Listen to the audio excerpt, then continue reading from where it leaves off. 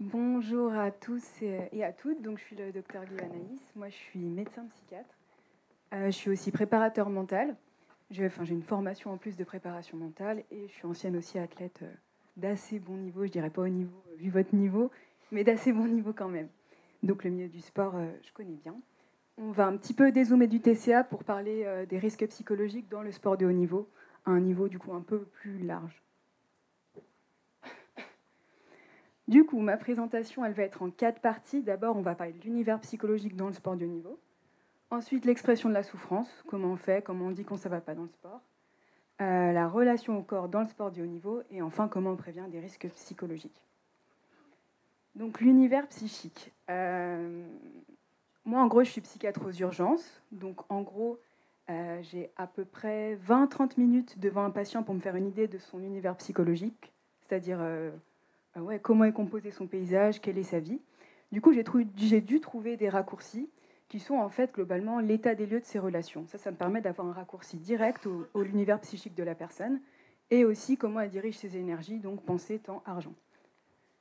Ça, en gros, c'est l'univers psychologique que j'ai envie de dire classique des gens que je rencontre aux urgences. Donc souvent, ce qui prend de la place dans la tête, ça va être le conjoint, les enfants.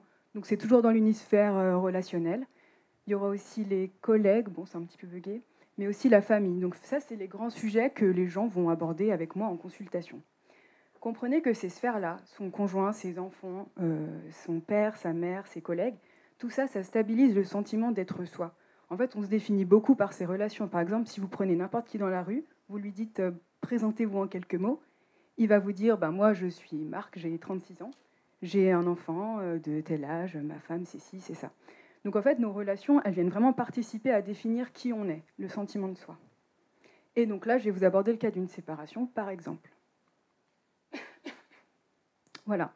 Donc là, on voit que la sphère conjoint a disparu. On comprend donc que l'équilibre psychologique de la personne, il est bousculé, il est bouleversé.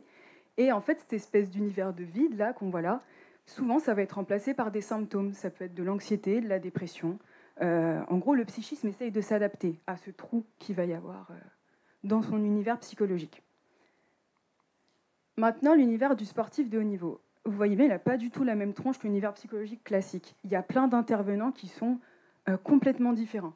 Donc on voit que le conjoint, enfin en famille, tout ça, finalement, ça prend moins de place dans votre univers psychique. Par contre, le coach, les collègues, vos amis du sport, ça prend une place énorme.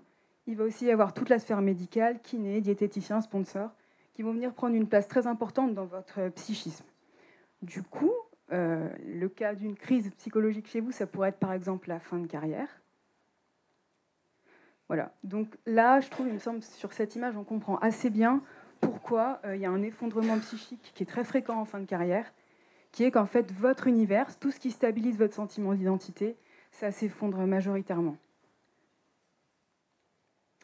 Voilà, donc c'est ce que j'ai appelé, moi, j'ai un peu inventé ce terme, le risque identitaire.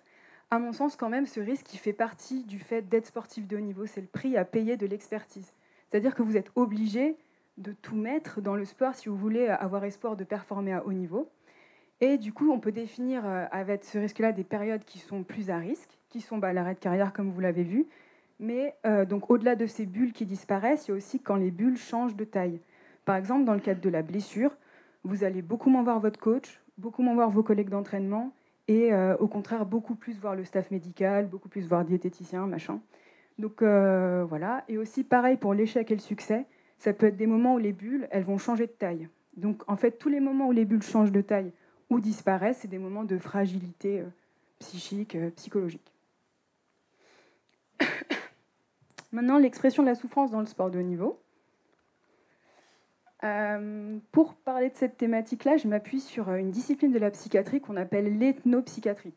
Donc ça veut dire psychiatrie et ethnie, c'est-à-dire comment s'expriment les maladies mentales selon la culture. C'est résumé en une phrase qui est « Vous ne devez pas être fou, mais si toutefois vous le devenez, voici la bonne manière de l'être. » Elle m'a fait pas mal rire cette phrase et je la trouve très vraie. Comprenez que dans votre famille, au travail, avec vos amis, vous avez différentes façons d'interagir. Dans chaque groupe d'êtres humains, il y a des règles de fonctionnement. Et donc, dans le sport de haut niveau, il y a des règles. Et parmi ces règles, il y a comment on fait pour souffrir. Vous ne souffrez pas de la même façon quand vous êtes dans votre famille que quand vous êtes au travail ou ailleurs. Du coup, dans le sport de haut niveau, comment on fait pour souffrir? Quand ça ne va pas, comment on fait? Comment on s'exprime? Déjà, la première chose, c'est qu'il y a des freins. Un frein énorme à l'expression de cette souffrance dans votre milieu, qui est que de tout temps, en fait, si on creuse l'histoire du sport, c'est extrêmement vrai depuis même le début, les premiers Jeux Olympiques en moins 776, donc il y a plus de 2500 ans, il y avait déjà cet amalgame entre sportifs et héros. Donc de tout temps, les sportifs, ce sont des héros. Pourquoi c'est un frein ce truc-là? C'est qu'en fait, l'histoire du sport, elle vient un peu dessiner la représentation inconsciente du sportif. En gros, si je vous demande à tous, parce qu'on a la même culture, pour toi, c'est quoi un sportif? On va tous avoir une image. Bon, là, c'est pas bien cadré, mais en gros, l'image du sportif, si on ferme les yeux et que je questionne n'importe qui dans la rue, ce sera à peu près un type comme ça. Donc déjà, c'est plutôt un homme, qui est plutôt bien musclé. Et comprenez que ces images, cette représentation du sportif parfait, elles vont diffuser partout. Elles diffusent dans les dessins animés, dans les films, dans les publicités, dans les réseaux sociaux, bien sûr. L'impact de ce truc-là, c'est que du coup, ça crée chez tout le monde, et chez vous particulièrement, l'idéal du sportif. Donc c'est un peu un sportif fantasmé qui est parfait, tant physiquement que mentalement. Sauf que vous savez qui vous êtes le petit bonhomme-là, et il y a cet idéal-là. Et en fait, la différence entre les deux, c'est ça qui crée la souffrance psychique. C'est-à-dire, vous vous comparez à cet idéal du sportif, et vous vous dites, putain, mais moi, je ne suis pas ça, en fait. Du coup, il y a des injonctions liées au fait d'essayer de coller à cet idéal, qui sont je dois être fort, je dois être battant, je dois être acharné, je ne dois pas me plaindre. Et donc, il y a des je dois être et de je ne dois pas être. Je ne dois pas faire d'erreur, je ne dois pas montrer mes émotions, je ne dois pas avoir peur. En gros, cet idéal du sportif, il vient expliquer, à mon sens, pourquoi il y a très peu de place dans l'expression de la souffrance psychique dans le sport. Donc, le sport de haut niveau, c'est un terrain défavorable à la mise à mot de la souffrance, donc il va falloir passer par un autre moyen. Dans les autres moyens, le corps, bien sûr, le corps.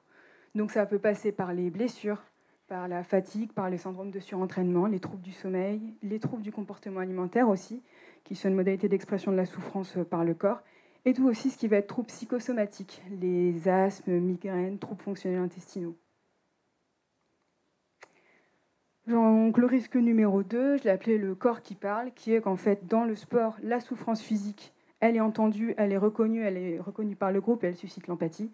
La souffrance psychique, pas très bien perçue, plutôt incomprise. Bon, ça change.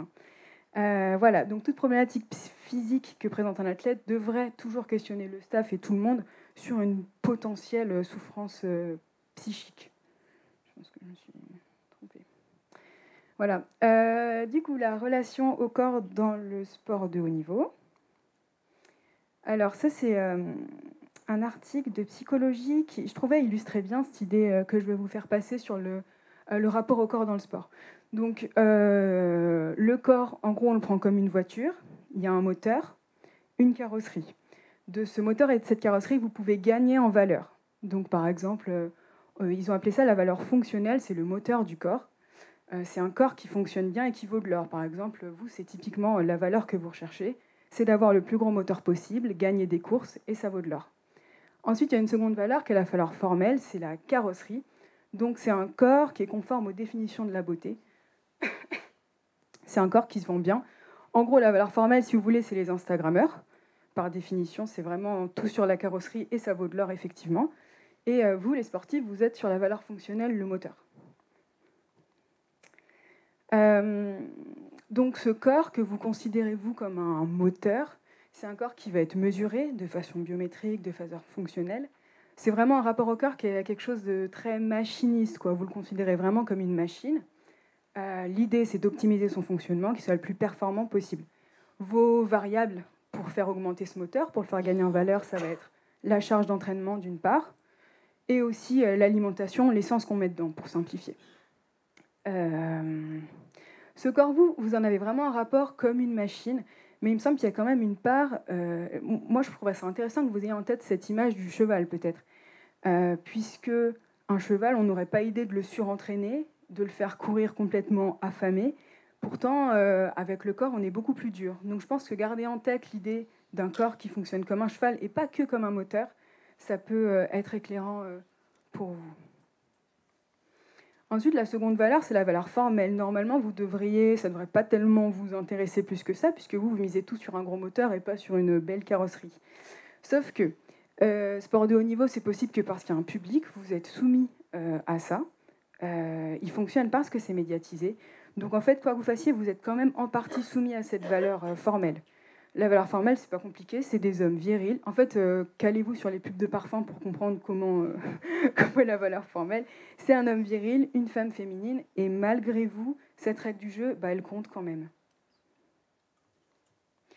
Voilà, donc le risque numéro 3, moi j'ai appelé un corps sous contrainte, qui est qu'il y a des attentes hyper élevées envers ce corps qui doit être performant, avoir le plus gros moteur possible, et beau entre guillemets bien sûr, c'est-à-dire conforme aux standards. En sachant que parfois ces attentes elles peuvent être contradictoires selon certains sports, et que donc un écart entre votre corps et cet idéal du sportif, ça peut créer de la souffrance. Enfin, comment on prévient ces risques? Donc ça a déjà été un petit peu abordé par mes collègues.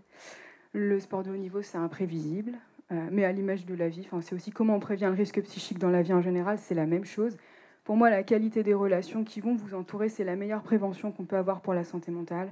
Ça participe à la gestion des émotions, ça participe aussi à la construction de l'image de soi.